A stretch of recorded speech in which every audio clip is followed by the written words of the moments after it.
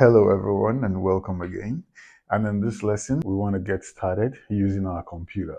In the previous lesson, we talked about switching on your computer and getting the home screen. And today we want to talk about how you would start to use your computer.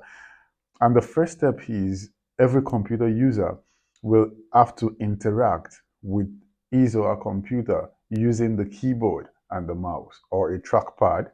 Learning to use these devices is essential to learning to use a computer. The mouse is the controller of the pointer on your screen. So whenever you move the mouse across the desk, the pointer will move in a similar manner. A mouse usually has two buttons, which are referred to as the left button and the right button.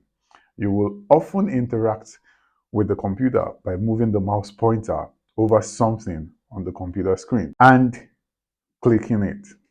So there are buttons and there are icons on your computer screen, as you can see.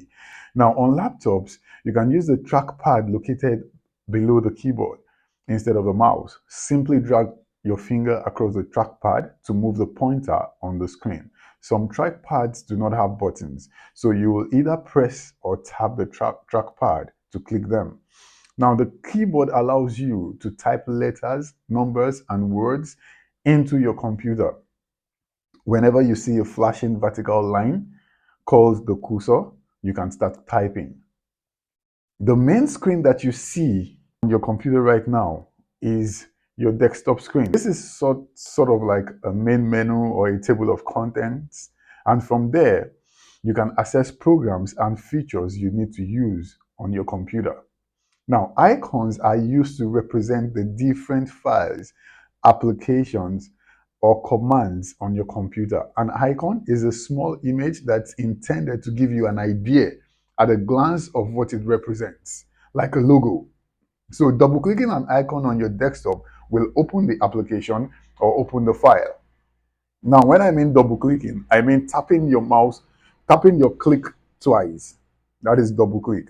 A button is a command that performs a specific function within an application. So if you open an application and you find a button there, trust me, it's there to perform an action.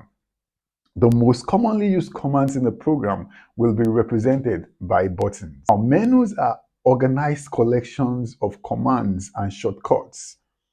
If you click a menu to open it and display the commands and shortcut within, then click an item in the menu to execute it.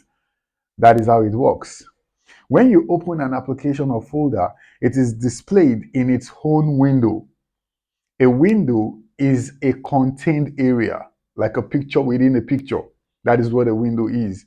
It's going to have its own menus and buttons specific to that program. Now you can arrange multiple programs or multiple windows on the desktop and switch between them.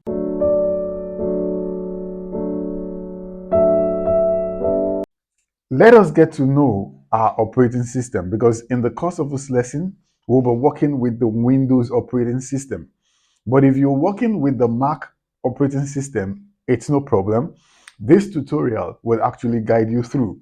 Both PCs and Macs use a graphical user interface, that is a GUI, and they each have their own look and their feel. It's just like the Android phone and the iPhone. That's how it is. Now, the interactives will introduce you to the Windows and to the Mac's interface. One thing you need to understand is that you need to click buttons in the interactive to learn how the operating system works. Now, let's talk about your computer's file system. No matter which operating system you use, your computer uses folders to organize all of the different files and applications it contains. Folder icons on your computer are designed to look like folders full of documents or pictures. Each operating system has its own file system, which helps you find your folder and files. So if you have a Windows PC, you will see the File Explorer, also known as Windows Explorer. If you have a Mac, then you will use the Finder.